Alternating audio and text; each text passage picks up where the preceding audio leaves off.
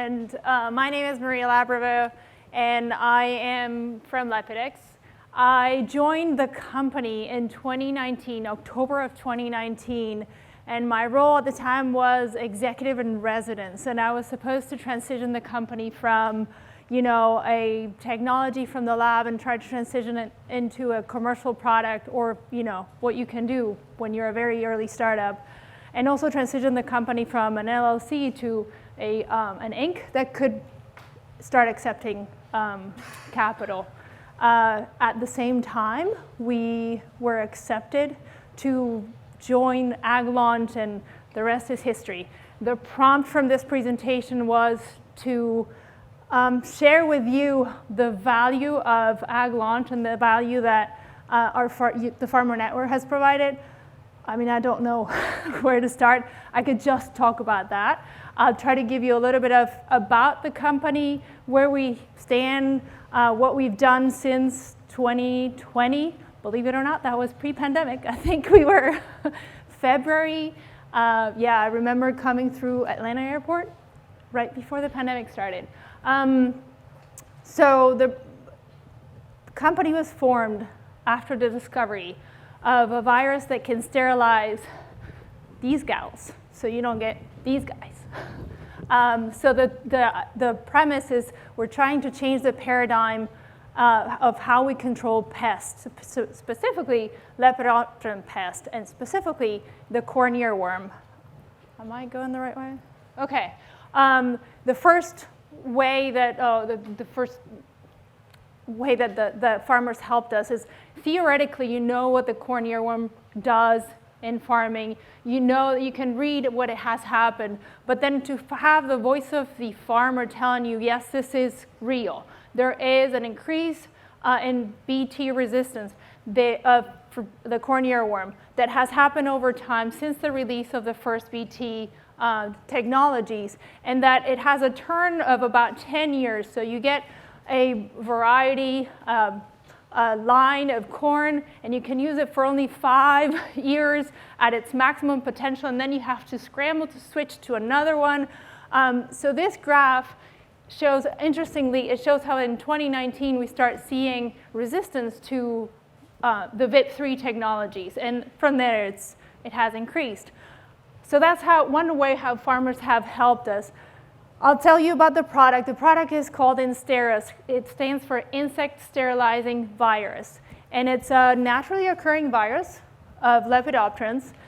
We have focused on Helicobarbazia, hence the HZ, for corn earworm.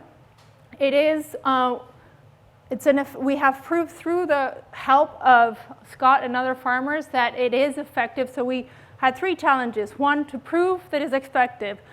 Dr. Lee has helped me show what the markets are and what the challenges for biopesticides are. One is to prove that it is effective. The other one is to determine how do you apply a biopesticide. This biopesticide is a brand new active ingredient. It's a virus that sterilizes moths. You have other viruses, but they don't act the same way.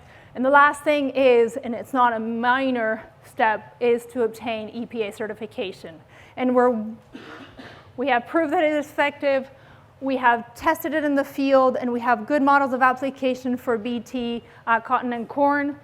It is a biopesticide, and it is easy to apply. You open a box and you release the moths. This is everything that has happened since 2019, early 2019, and since we joined the Ag Launch. We have done field testing, we have done lab production, we have scaled to pilot production, and now we are almost at the very end of our submission to the EPA, and we're thinking about the next steps and opportunities. We're working, the corn earworm has a close cousin that fortunately it's not here in the United States yet, but it's in the rest of the world, the old world cotton bollworm. It's a close cousin that used to be in the other continents, but it has showed up in the Americas, especially in South America. And we know that it can hybridize with the corn earworm. it's Helicobra parmigera, is a much stronger flyer and a much more invasive pest. So we are testing to see if Ensteris will actually sterilize also the old cotton bollworm, the old world cotton bollworm. We're also working in expanding our models of application. Through also farmer networks, we found out that Hawaii has a terrible situation with the corn earworm. It was brought into the state in the 1950s, and if you didn't know, which I didn't know, Hawaii is our main place for seed production and hybridization of corn. So they have corn 24/7, 365 days a year. So corn earworm is there every day, causing a lot of problems. So we are going to be running trials in Hawaii starting in January, and that will give us, January 2024, and that will give us an opportunity to test our product on a continuum, situation where the pest is there all the time. Our team has grown even from that picture. I have with me Tabarak, who's our new scientist, friend, our newest member of the team. And we are growing. Another thing that is new for us is we're going into the scale up of production.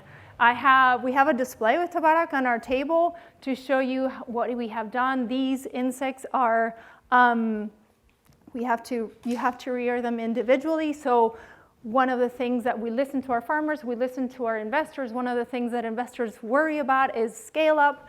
And we are showing that, I have 2 minutes, and we're showing that we can scale the production of these insects pretty effectively. With that, thank you very much.